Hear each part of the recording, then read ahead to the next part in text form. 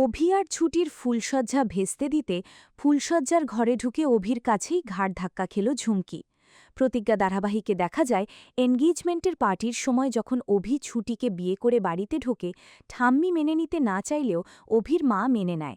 কারণ অভির মা খুব ভালো করেই বুঝতে পারে এই ঝুমকি মেয়েটিকে নিয়ে তার মতো অভিরও অনেক কৌতূহল রয়েছে। সত্যি এই ঝুমকি পরি তো? আমি যেমন বিশ্বাস করতে পারছি না, মাঝে মাঝেই অভিও তেমন বিশ্বাস করতে পারছে না। আর তার জন্যই অভি ছুটিকে বিয়ে করেছে।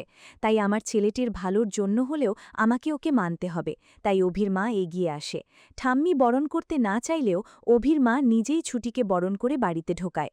অন্যদিকে ওই ঝুমকি সবটা দেখে জ্বলে পুড়ে মরে যায়। কারণ ঝুমকি কিছুতেই অভির পাশে ছুটিকে মানতে পারে না। তার সবকিছু ছুটি নিয়ে নেবে, এটা কিছুতেই মানতে পারে না। হিরণময় যখন প্রচণ্ড রেগে গিয়ে ঝুমকিকে বলে, পরিমা চল, আর এক মুহূর্তও তোকে আমি এই বাড়িতে থাকতে দেব না, এই ঠকবাজদের সাথে থাকতে দেব না, চল এক্ষুনি চল। কিন্তু ঝুমকি মনে মনে ভাবে, না না, আমি যদি এখন এখান থেকে চলে যাই তাহলে তো আমার সব প্ল্যান ভেস্তে যাবে, তা কিছুতেই হতে পারে না। ছুটিকে আমি সুখে সংসার করতে দেব না, আর তার জন্য যা করার সেটাই আমি করব, আর তার জন্য এ বাড়িতে আমাকে থাকতেই হবে। এই বলেই ঝুমকি মাথা ঘুরে পড়ে যাওয়ার নাটক করে। ঝুমকি অসুস্থ হয়ে গেছে অভি আর ছুটির বিয়ে দেখে, এটা ভেবেই ঝুমকিকে নিয়ে সবাই ঘরে চলে যায় এবং ঝুমকিই পরি এটা ভেবেই পরীর মতো করেই আদর যত্ন করে সুস্থ করে তোলার চেষ্টা করে।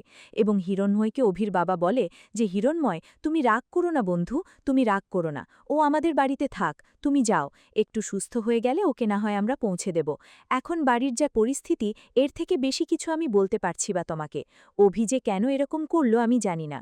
মনে মনে ভাবতে থাকে ঝুমকি, এ বাড়িতে ঝুমকি আছে কেন জানো তো? ওই ছুটির 12টা বাজানোর জন্য।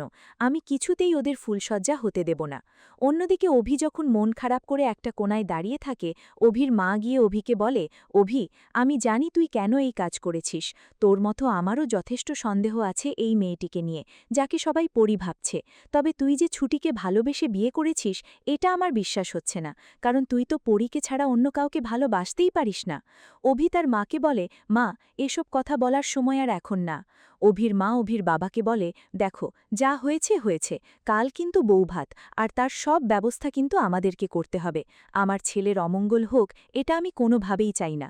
পরদিন সকাল হয়ে যায়, বৌভাতের সব ব্যবস্থাই করে ফেলে অভির মা। সবার সামনে দাঁড়িয়ে অভি ছুটির ভাত কাপড়ের দায়িত্ব নেয়, যেটা দেখে ওই ঝুমকি জ্বলে পুড়ে মরে যায়। ভাবতে থাকে, ভাত কাপড়ের দায়িত্ব নেওয়াচ্ছি। এরপরেই দেখা যায় ফুলশয্যার ঘর সাজানো হয়। অন্যদিকে ওই ঝুমকি দাঁড়িয়ে দাঁড়িয়ে দেখে আর ভাবে, আজকে তো এই ঘরে আমি শোব, দেখি কি করে তোমাদের ফুলশয্যা হয়। এই বলে ঝুমকি ওই ফুলশয্যার ঘরে গিয়ে খাটের উপর শুয়ে পড়ে। অন্যদিকে অভি আর ছুটিকে নিয়ে যখন অভির মা ঘরে ঢোকে, তখনই বিছানার ওপর ওই ঝুমকিকে দেখে চমকে যায়।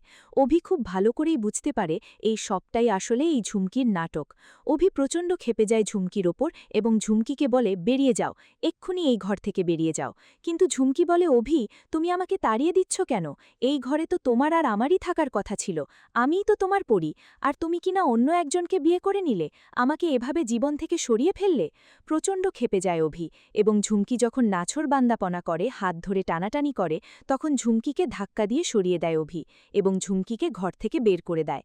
তো বন্ধুরা, তোমরা এটাই চাও তো, এভাবেই যেন ফুলশয্যার ঘরে ঢুকতে গিয়ে অভির কাছে ঘাড় ধাক্কা খায় ঝুমকি? কমেন্ট করে জানাতে ভুলো না।